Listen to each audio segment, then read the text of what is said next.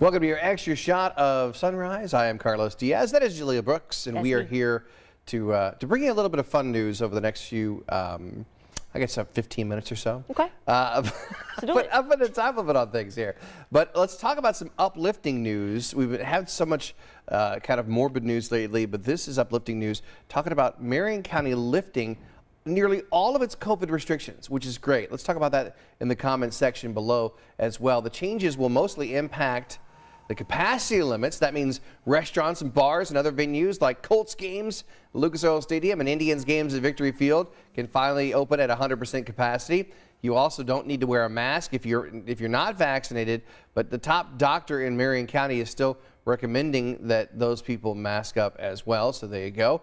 But this is one of those things where it's funny because I imagined this day to be, I mean, there's going to be fireworks this weekend. Yes, that's true. But I imagined it as being like more of a celebration. But I think we're all so weathered. Like the scene of The Wiz, you know what I'm talking about, where they're in the factory and they like all start peeling out of the, exactly. sweatshop. You know what I'm talking about? Oh yeah, and then I dance around like Michael Jackson, and it's great. You're Diana Ross, and yes. we're all good. But yeah, I mean, but no, I mean, that's what I thought, and I just think that we're all. I think it's a combination that we're just all so worn down. Yeah. But I also think we're kind of like weary. We're like, okay, we're kind of over is this it. really the end? And I think that too. Like, is this really real? Because I do, especially when you think about school, like how kids flip flop back and forth between like, okay, like we're back doing things in person, and then like COVID cases would spike, and they'd be like, okay, let's go back to school at home. Right. So maybe that's what it is. People are like, is this really real? Right, exactly.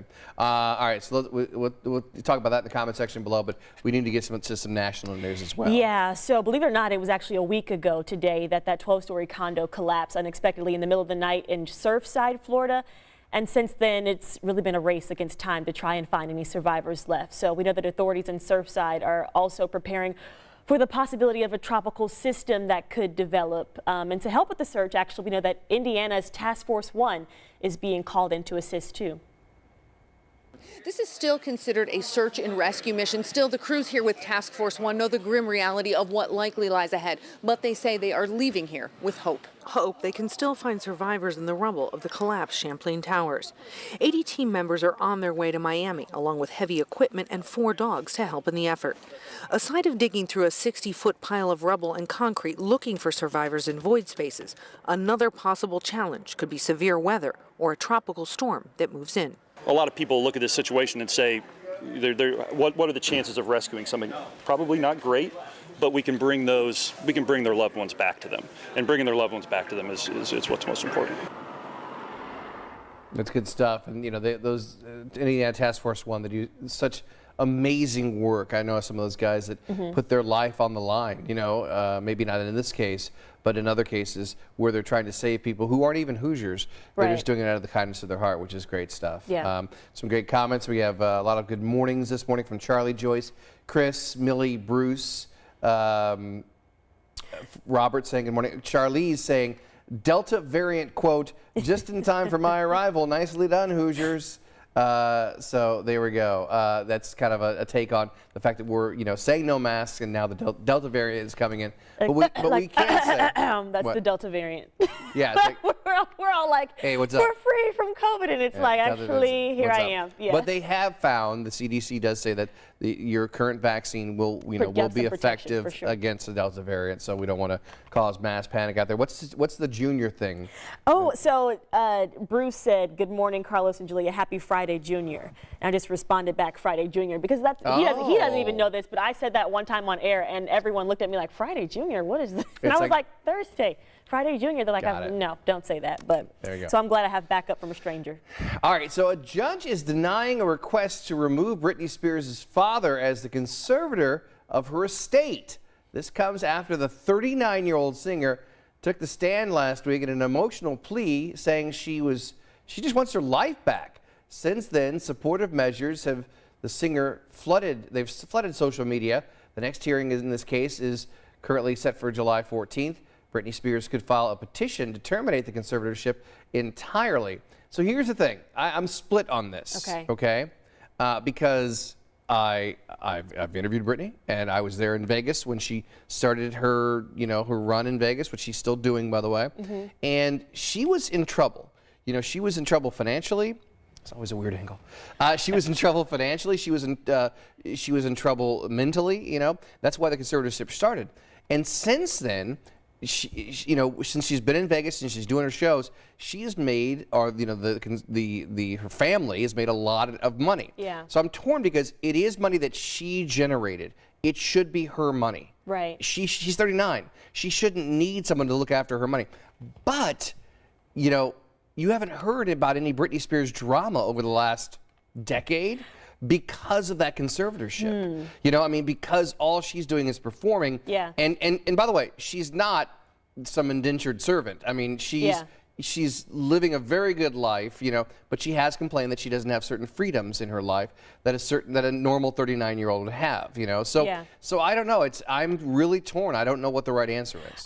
I'm with you on that one because I was a huge Britney Spears fan growing up, but to be honest with you, I don't really know much about this relationship she between shaved the two. her head so it's because she didn't want them to be taking hair samples to see if she was on drugs. She was riding with her child in the front seat of the car as she's driving to Starbucks. Her child's in her front seat. So there's obviously a lot going on. To say there's not been any drama, I think that there's just half stories that we'll probably never really know the full scope of everything. So I don't know. It's but it's if it ain't broke, don't fix it. So keep the obviously something's a little broken there. Yeah, exactly. So all right. All right, we're going to make a hard pivot now. We're going to turn to the college sports world. Really big news this morning. So beginning today, college athletes can earn money for their name, their image, and their likeness without losing their eligibility. So the NCAA's board of directors voted here in Indianapolis to approve that policy, allowing student athletes to make money from endorsements and sponsorships. But to clarify, I think that this, they're not making money off of the school, or the school would still not be paying them anything more than their scholarship or what they would be receiving there. It's just if they were to get a deal with Nike or something like that, they could then be paid. But I don't even know if that's even, well, actually, no. I think this is just, I was going to say, I don't know that that's ever been a thing, but no, it hasn't because Yeah, and they can get endorsement deals, and they can go sign autographs for money. They can do these things for money. I've always said that you shouldn't restrict. I don't think that the university should pay the athletes, right? Because then you get into this whole thing of what's an athlete worth.